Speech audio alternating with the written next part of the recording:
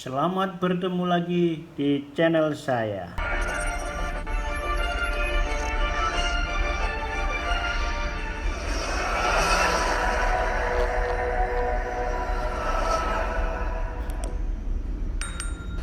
Selamat datang di channel saya, Pak Dr. Samsul, gudangnya informasi.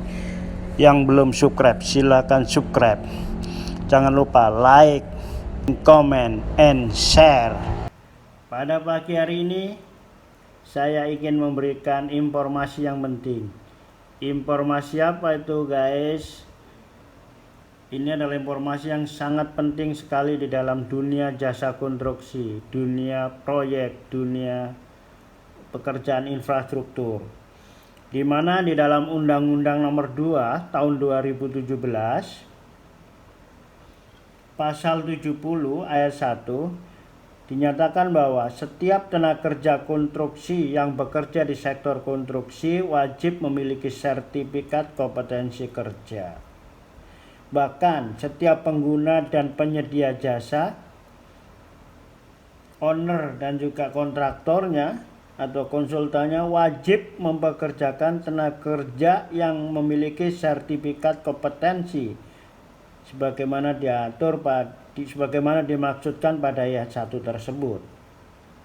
Maka dari itu, bagaimana di masa transisi, yaitu turunan dari Undang-Undang Nomor 2 Tahun 2017 ini sudah keluar, yaitu Peraturan Pemerintah Nomor 22 Tahun 2020 tentang pelaksanaan Undang-Undang Nomor 2 Tahun 2017 ini, dan juga direvisi dengan Undang-Undang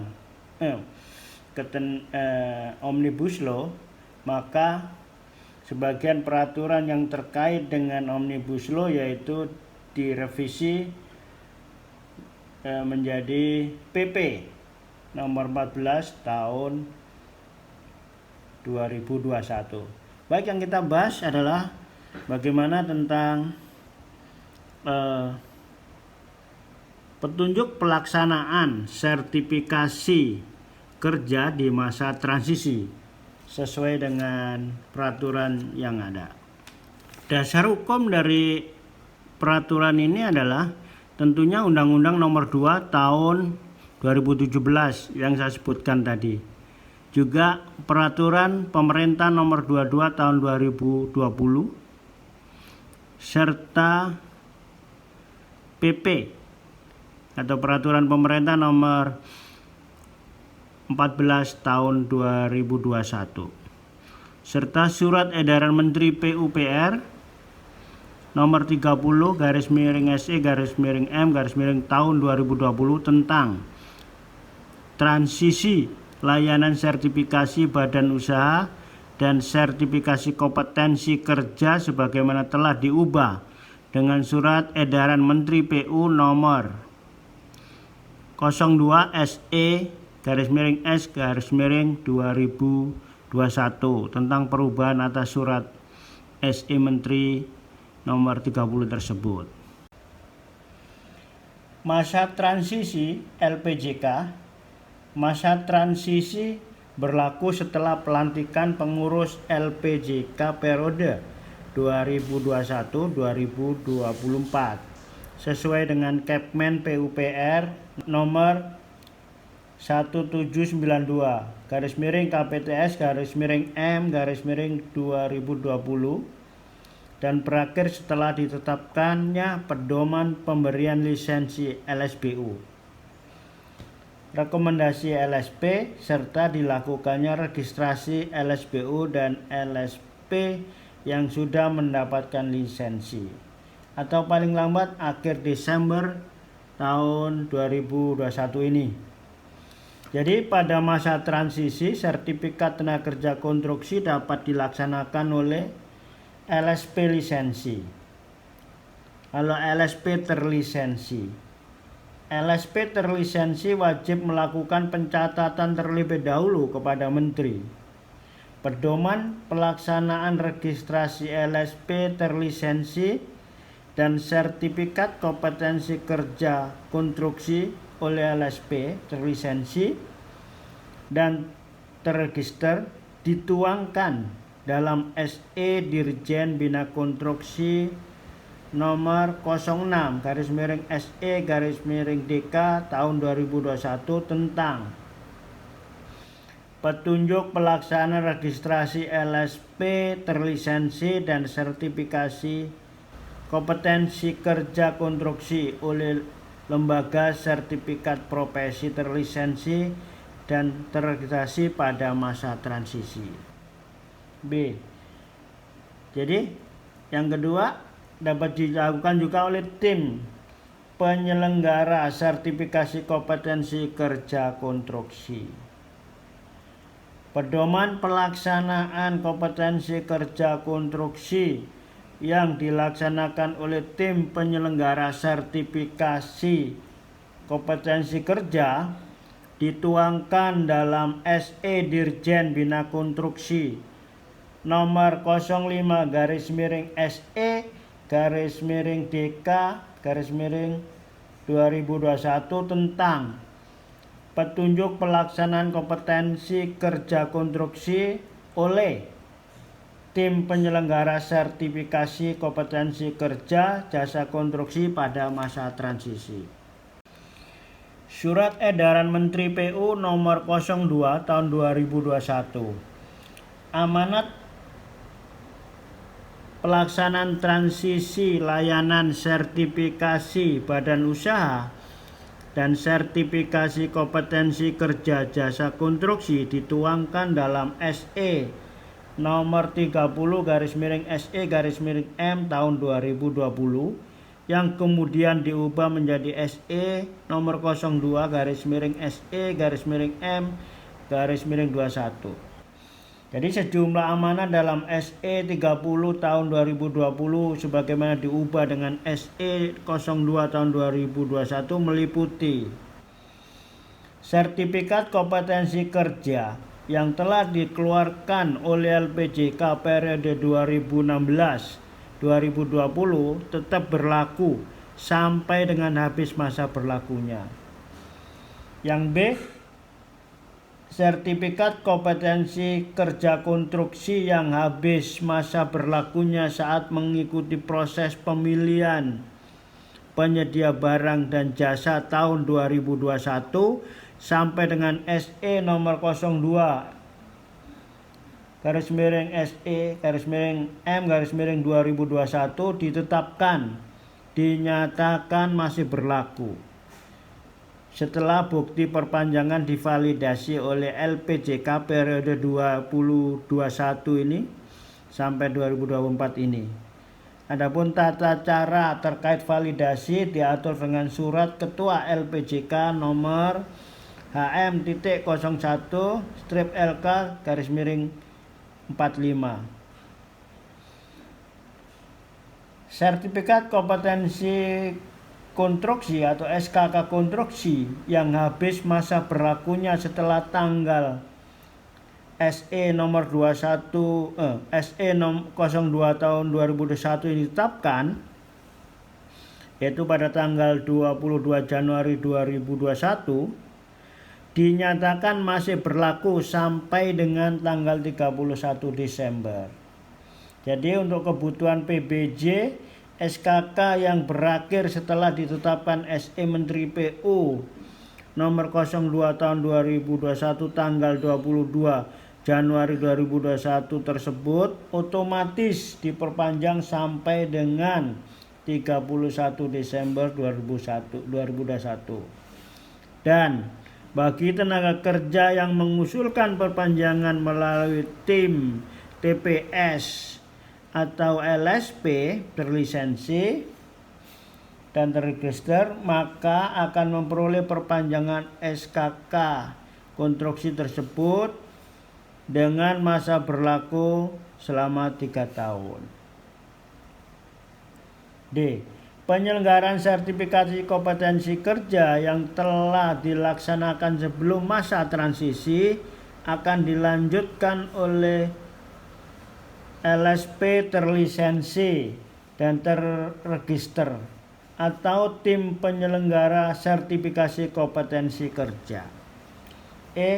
Proses pelaksanaan registrasi dan sertifikasi dalam pengajuan permohonan perpanjangan, perubahan data, dan pelayanan permohonan baru tetap dapat dilaksanakan melalui laman https://siki.lpjk.net. Saya ulangi, melalui laman https://siki.lpjk.net. F.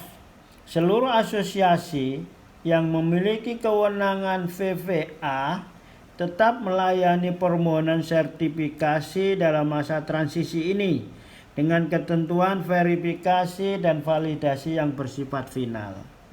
SKK konstruksi yang telah dikeluarkan oleh LPJK periode 21-2020 sejak ditetapkan pengurus LPJK periode yang ini pada tanggal 21 Desember 2020 yang lalu ditetapkan kembali oleh pengurus LPJK periode 2021-2024 pada masa transisi ini. Dirjen Bina Konstruksi menetapkan pelaksanaan sertifikasi kompetensi kerja konstruksi oleh tim penyelenggara sertifikat kompetensi kerja konstruksi pada masa transisi, dan petunjuk pelaksanaan registrasi LSP terlisensi dan sertifikasi kompetensi kerja konstruksi oleh LSP terlisensi dan terregistrasi pada masa transisi. Oke, kita sekarang berbicara tentang SE-nya. SE Dirjen Bina Konstruksi nomor 05/SE/DK 2021 tentang petunjuk pelaksanaan sertifikasi kompetensi kerja konstruksi oleh tim penyelenggara sertifikasi kompetensi kerja konstruksi pada masa transisi.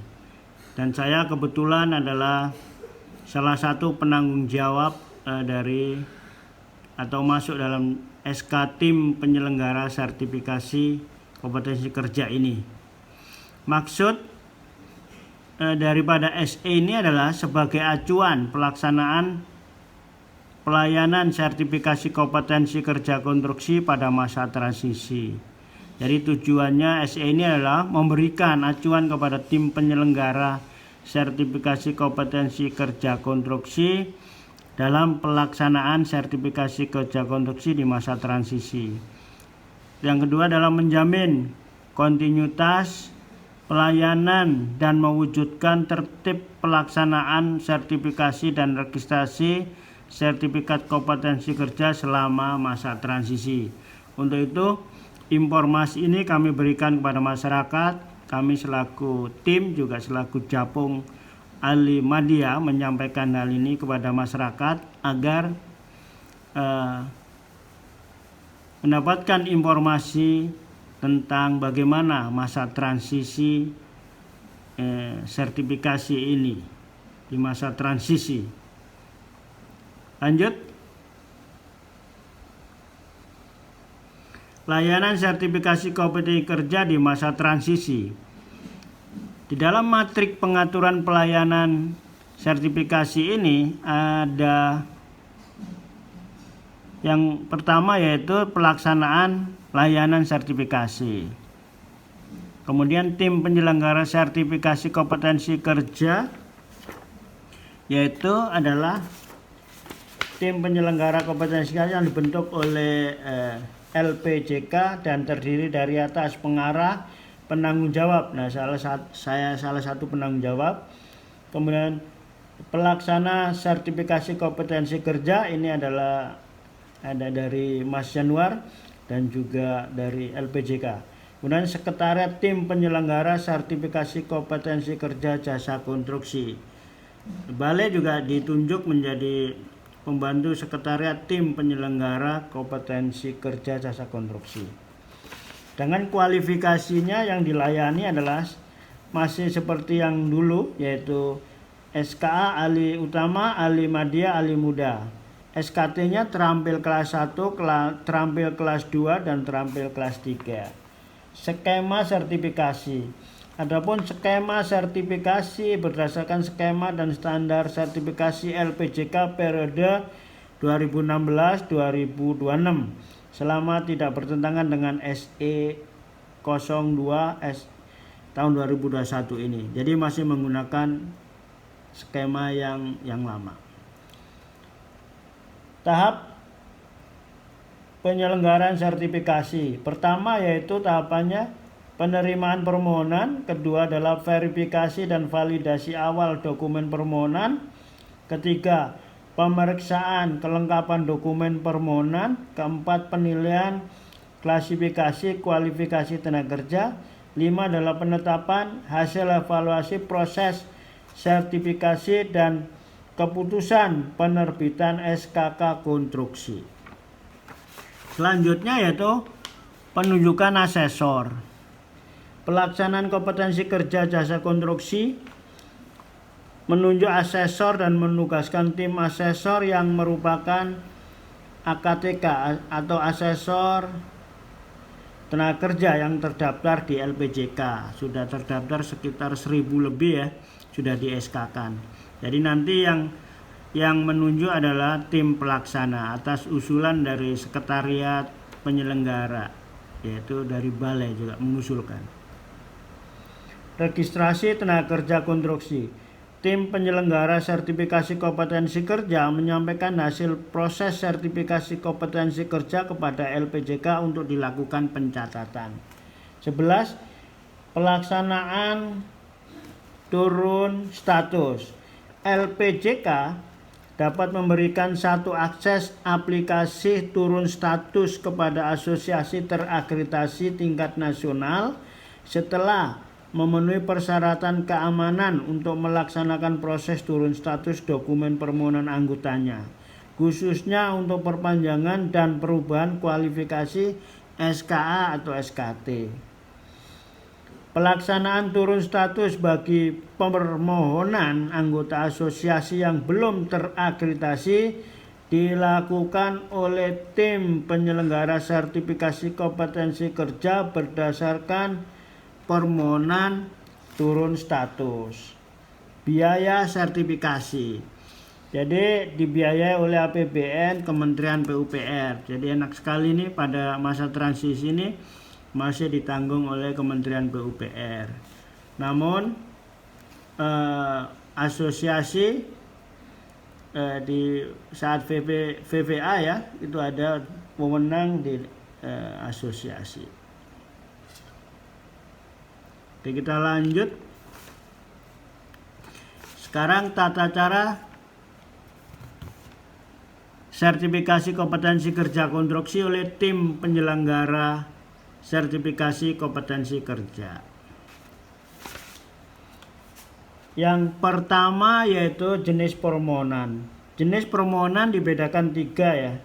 Permohonan baru meliputi permohonan subklasifikasi yang belum dimiliki. 2 permohonan perpanjangan meliputi tanpa perubahan dengan perubahan. Jadi permohonan perubahan data meliputi perubahan data profil, klasifikasi, dan juga kualifikasi. Yang kedua, pengajuan permohonan. Permohonan diajukan secara tertulis kepada sekretariat tim penyelenggara sertifikasi kompetensi kerja jasa konstruksi melalui asosiasi profesi yang memiliki kewenangan VVA. Diajukan secara tertulis kepada tim penyelenggara sertifikasi kompetensi kerja jasa konstruksi secara langsung atau juga dapat melalui badan usaha. Dalam hal permohonan perpanjangan atau perubahan data juga dapat disampaikan melalui asosiasi profesi. Persyaratan: formulir permohonan sertifikasi diunduh melalui situs resmi LPJK. dilengkapi dengan bukti pendukung dan pemenuhan persyaratan klasifikasi dan kualifikasi. Detail dokumen pendukung terlihat di dalam lampiran SE ini, tapi saya nggak bisa menyampaikan lampirannya ya. Verifikasi dan validasi. Sekarang kita keempat nih, verifikasi dan validasi atau VVA. VVA dilakukan oleh asosiasi yang memiliki kewenangan VVA tentunya. Catatan: dalam hal dokumen persyaratan tidak lengkap dan tidak memenuhi persyaratan, maka dokumen permohonan dikembalikan untuk dilengkapi atau diperbaiki. Asosiasi profesi wajib menjamin kebenaran dan keabsahan dokumen permohonan sertifikasi melalui berita acara VVA. Ada formatnya ya, format 4, angka 4.1.4 yang ditandatangani oleh ketua atau ketua umum pengurus asosiasi profesi tingkat nasional yang diberikan kewenangan. Hasil VVA asosiasi profesi bersifat final. Jadi dalam hal permohonan diajukan melalui badan usaha, maka badan usaha melakukan pemeriksaan kelengkapan dan keabsahan dokumen permohonan. Dalam hal dokumen tidak lengkap dan tidak memenuhi persyaratan, dokumen dikembalikan untuk dilengkapi dan atau diperbaiki. Dalam hal permohonan diajukan secara individual atau melalui pola kerjasama dengan Balai Jasa Konstruksi Wilayah, maka Sekretariat Tim Penyelenggara Sertifikasi Kompetensi Kerja Jasa Konstruksi dibantu BJKW melaksanakan pemeriksaan kelengkapan dan keabsahan dokumen permohonan, database tenaga kerja konstruksi dari SIKI, dan memberikan tanda terima aplikasi permohonan sertifikasi kompetensi kerja. Dalam hal dokumen tidak lengkap atau tidak memenuhi persyaratan, dokumen dikembalikan maksimum 2 hari kerja sejak dilakukan verifikasi dan validasi, dan pemohon wajib melengkapi data atau memperbaiki dalam waktu 6 hari sejak diberitahu atau pemberitahuan diterima.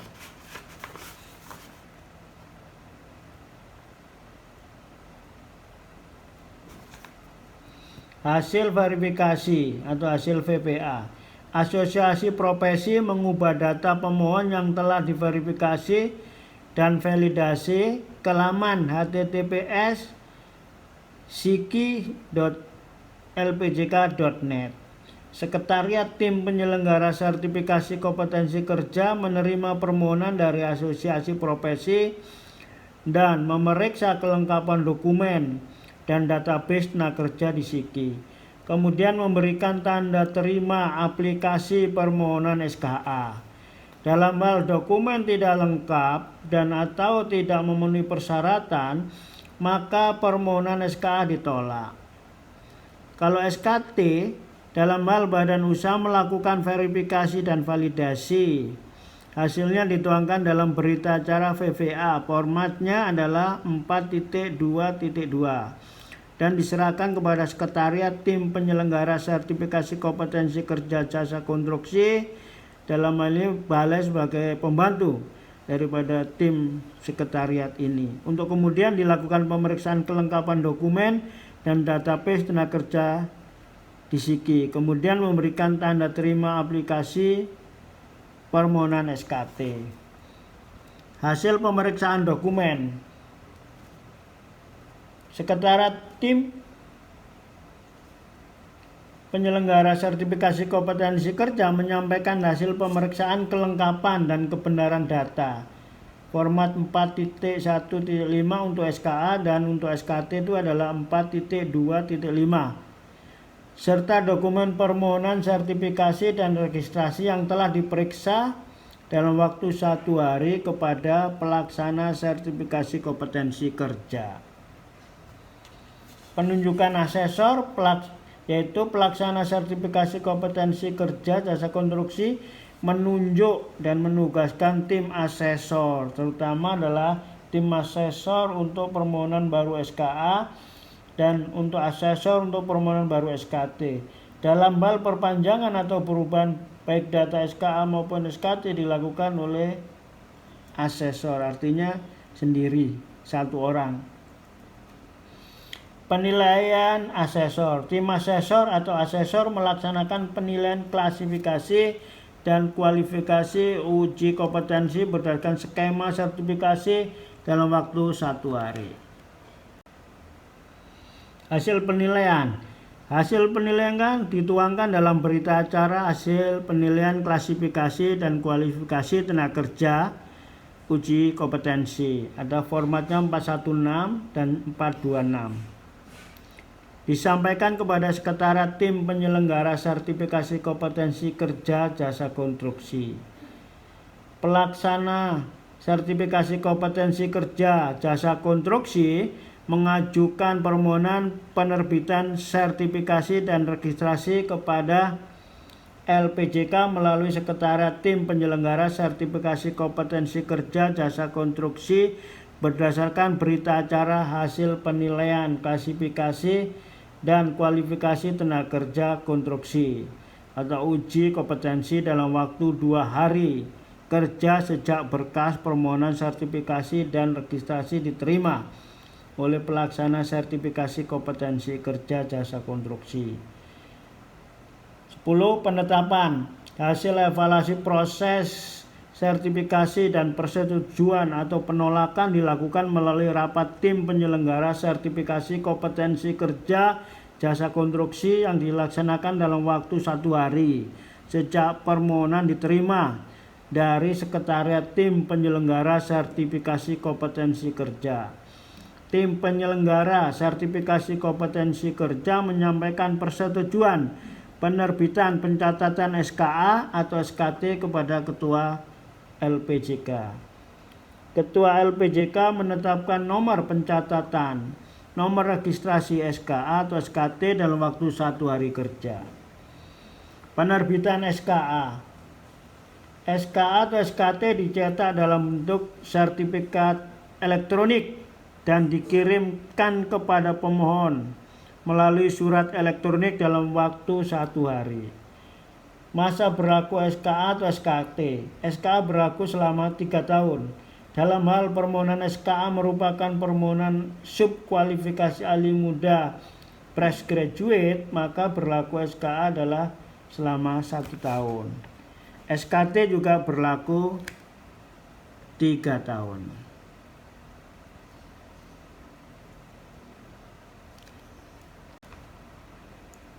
Dokumen pendukung. Dokumen pendukung apa saja yang dipersyaratkan atau harus disampaikan?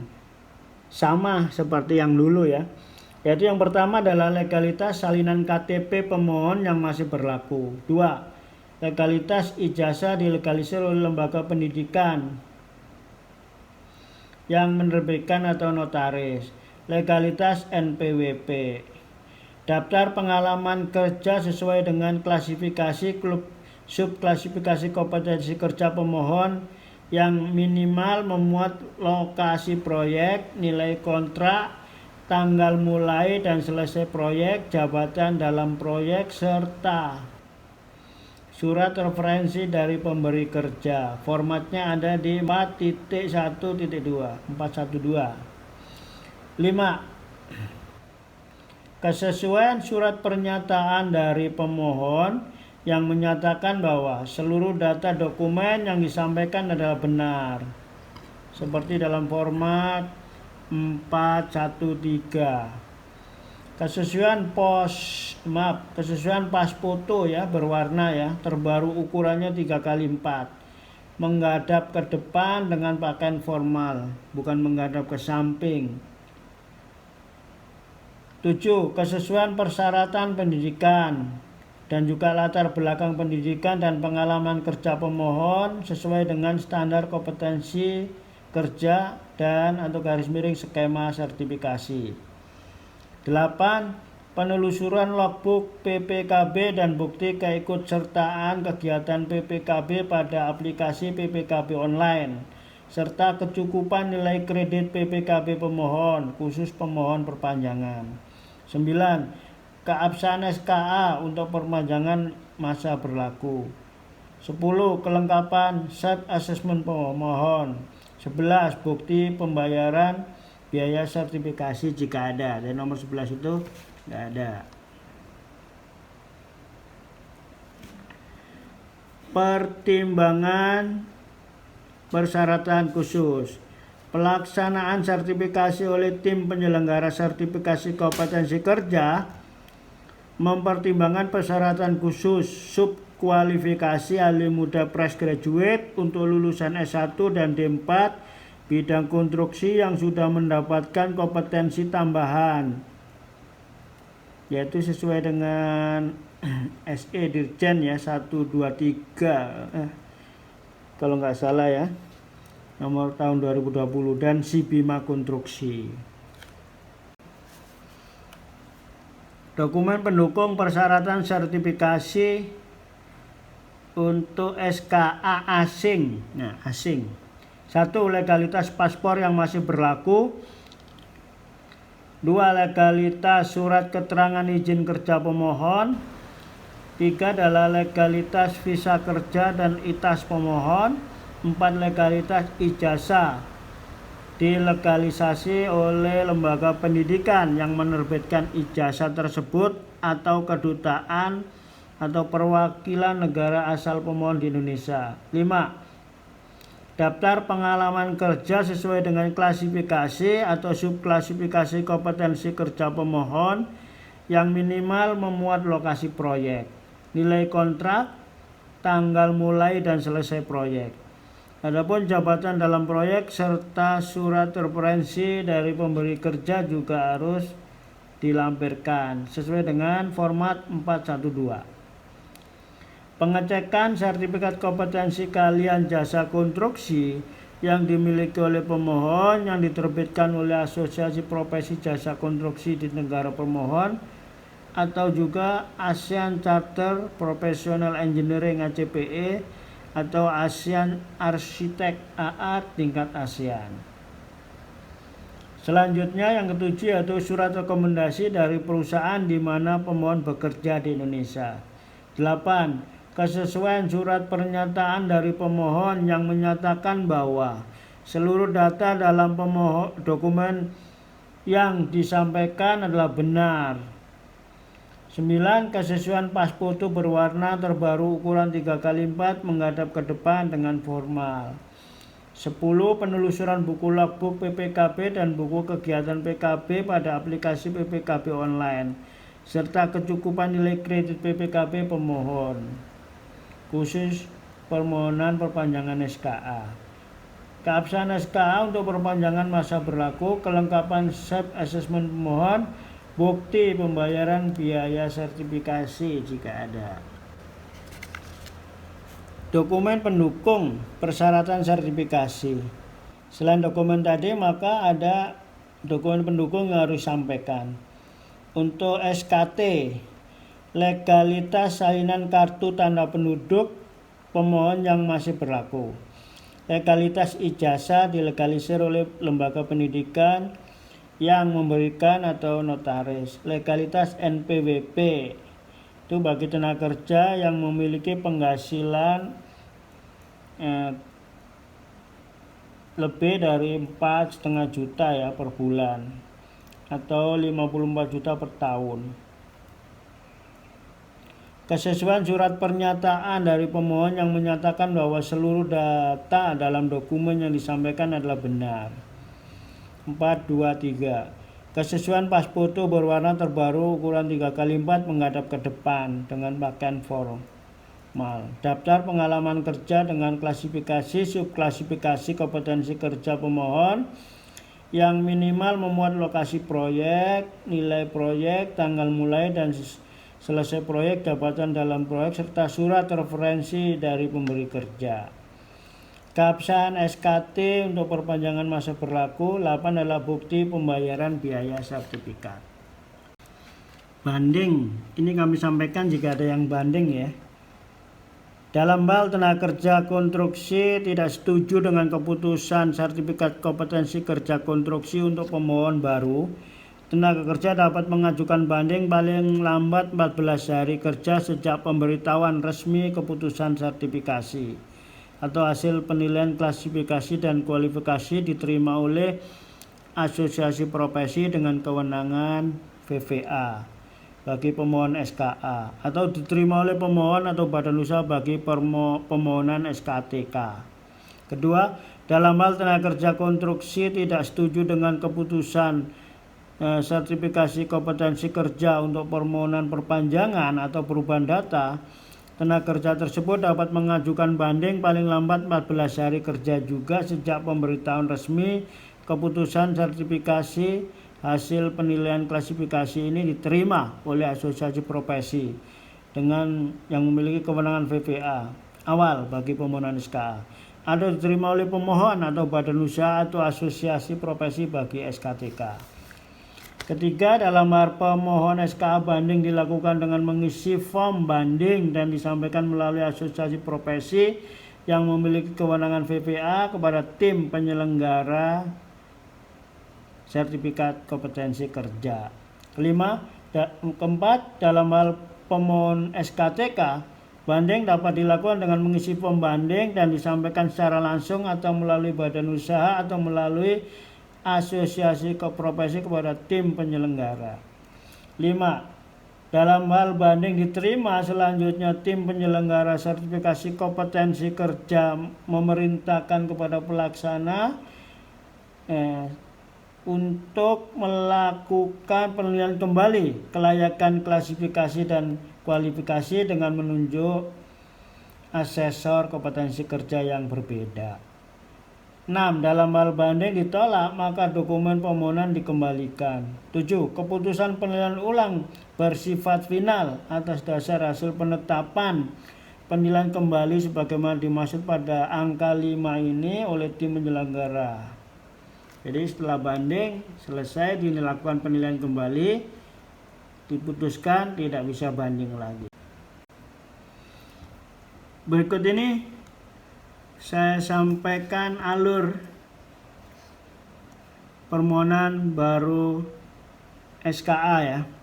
Pertama, tenaga ahli mengajukan ke asosiasi profesi itu 199. Kemudian asosiasi profesi menyampaikan kepada tim sekretariat tim penyelenggara sertifikasi. Dalam hal ini namanya status 0, itu 1 hari.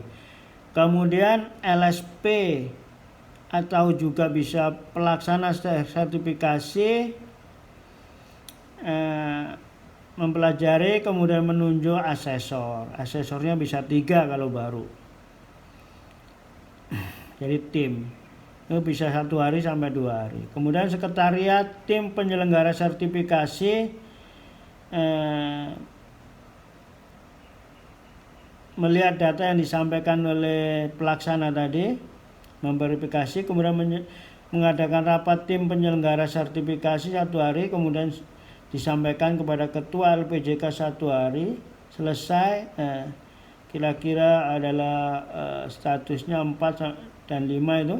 Kemudian disampaikan kepada tenaga ahli melalui email, itu status 6. Itu untuk SKA.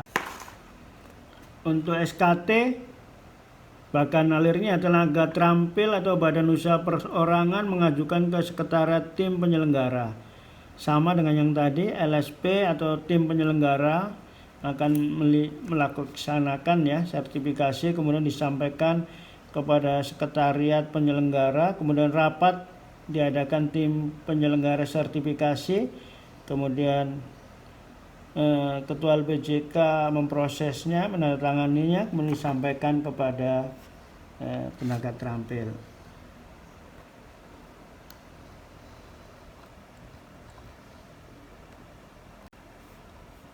Ini adalah alur perpanjangan dan perubahan kualifikasi SKA dan SKT. Ini klasifikasi dan kualifikasi tenaga kerja ahli bidang konstruksi yang lama ini kan. Ini klasifikasi dan subkualifikasi tenaga terampil. Banyak sekali. Bisa dilihat dari klasifikasi yang dulu ya. Masih sama. Ini surat permohonan sertifikasi registrasi.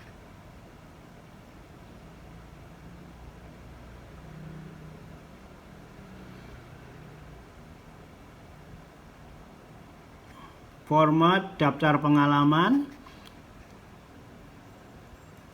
SKA dan SKT. Format surat pernyataan pembenaran data. Kebenaran data yang ditandangkan oleh ketua umum tadi. Ini berita acara hasil verifikasi VPA. SKA berita acara hasil verifikasi validasi awal dokumen permohonan SKTK. Ini hasil pemeriksaan kelengkapan dan kebenaran data dokumen. Ini berita acara uji kompetensi. Terima kasih ya, itu yang sudah saya sampaikan. Semoga ini bermanfaat baik bagi teman-teman balai ya, selaku pembantu sekretariat dan juga nanti sebagai pelaksana, karena balai sebagai USTK seperti USTK pada zaman sebelum masa transisi ini, karena USTK sudah di LPJKP sudah tidak ada. Demikian dari saya yang saya sampaikan. Ikutin terus channel saya agar saya dapat memberikan informasi yang bermanfaat. Channel saya Pak Dr. Samsul, gudangnya informasi.